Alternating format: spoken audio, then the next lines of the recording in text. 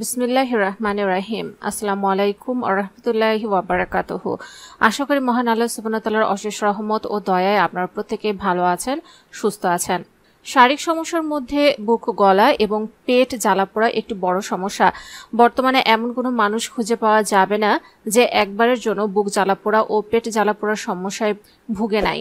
এই বুক জ্বালাপোড়া বা পেটে জ্বালাপোড়ার নিরাময়ে তাৎক্ষণিক কি ব্যবস্থা নেওয়া যায় এবং কোন আমল করলে পেটের গ্যাসের জ্বালাপোড়া নিরাময় হবে, এই বিষয় নিয়ে আজকে আমরা আলোচনা করব ইনশাল্লাহ। তো আসুন বিস্তারিত জেনে নেই। প্রথমত 5 ওয়াক্ত নামাজ পড়তে হবে এবং নামাজের সময় নিয়ে নামাজ পড়তে হবে।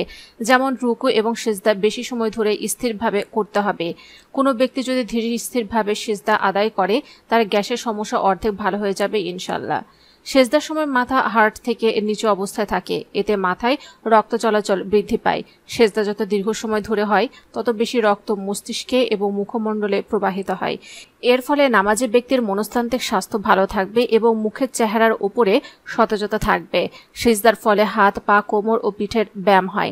সেজদার মাধ্যমে পেটের নিচের অংশের বিভিন্ন অঙ্গ প্রত্যঙ্গের নড়াচড়া হয় এবং রক্ত চলাচল বেড়ে যায়।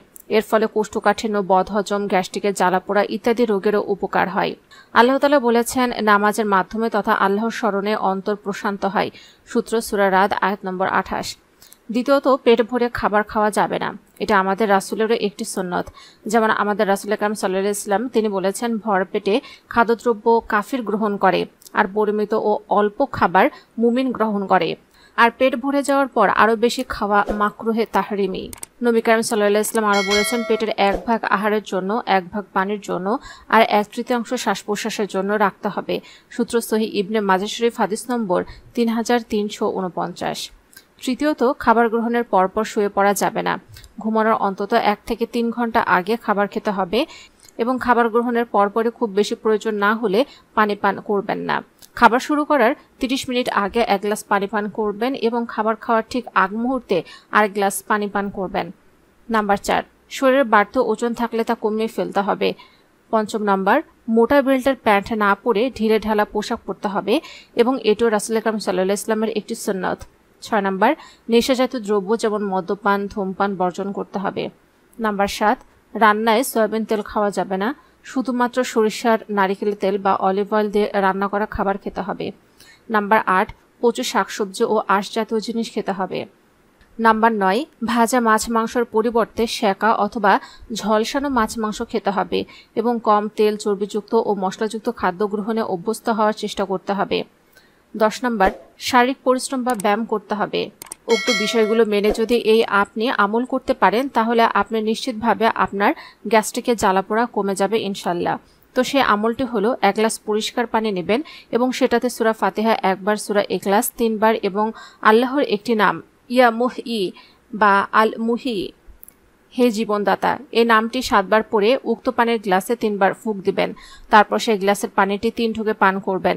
মনে রাখবেন 3 ঢোকে পান করবেন এবং গ্লাসে যেন কোনো প্রকার নিঃশ্বাস না পড়ে সেদিকে অবশ্যই খেয়াল রাখবেন। অর্থাৎ 1-1টা ঢোক পানি পান করবেন এবং পানি পান করার পর সাথে সাথে পানির গ্লাসটি নাক বা মুখের কাছ থেকে সরিয়ে নেবেন এবং গ্লাসের বাহিরে শ্বাস প্রশ্বাস ছেড়ে 2য় ঢোক পান করবেন। এভাবে 3য় ঢোক পানি পান করে শেষ করবেন। কোনো ক্রমে যেন গ্লাসের ভিতরে পানির নিঃশ্বাস না পড়ে। তারপর 2 হাত তুলে আল্লাহর কাছে সাহায্য চাইবেন। আল্লাহ যেন আপনার পেটের সমস্যা সহ সমস্ত রোগের সমাধান করে দেন। এই আমলটি ফজরের নামাজের পর করা উত্তম, তবে আপনি যে কোনো নামাজের পর ওযু অবস্থায় এই আমল করতে পারেন। মহিলাদের বিশেষ সময় ওযু না থাকলেও হবে, তবে দোয়া বা সূরা মনে মনে পড়ে ফু দিতে পারেন। আল্লাহ তাআলা চাইলে আপনার পেটের যাবতীয় সমস্যা, পেটে ব্যথা, জ্বালাপোড়া ইত্যাদি দূর করে দেবেন ইনশাআল্লাহ। আল্লাহ আমাদের সবাইকে উক্ত বিষয়গুলো মেনে চলার তৌফিক দান করুক, আমিন। প্রিয় দর্শক শ্রোতা, যারা ভিডিওটি শেষ পর্যন্ত দেখেছেন তারা অবশ্যই কমেন্টসে আমিন লিখে জানাবেন। তো প্রিয় দর্শক শ্রোতা, জানার স্বার্থে, দাওয়াতি কাজের স্বার্থে ভিডিওটি অবশ্যই শেয়ার করে ছড়িয়ে দিন। হতে পারে আপনার একটা শেয়ারে বহু মানুষ উপকৃত হবে ইনশাল্লাহ। যারা এই প্রথম আমাদের ভিডিও দেখছেন অনুগ্রহ করে আমাদের চ্যানেলটি সাবস্ক্রাইব করে রাখবেন এবং পাশে থাকা নোটিফিকেশন বেলটা অন করে দিন, যাতে করে এরকম ভিডিও দেওয়ার সাথে সাথে আপনার নিকট সহজে পৌঁছে যায়। আল্লাহ আমাদের সবাইকে যেন ভালো রাখেন, সুস্থ রাখেন, এই কামনায় আজকের ভিডিও এখানেই সমাপ্ত।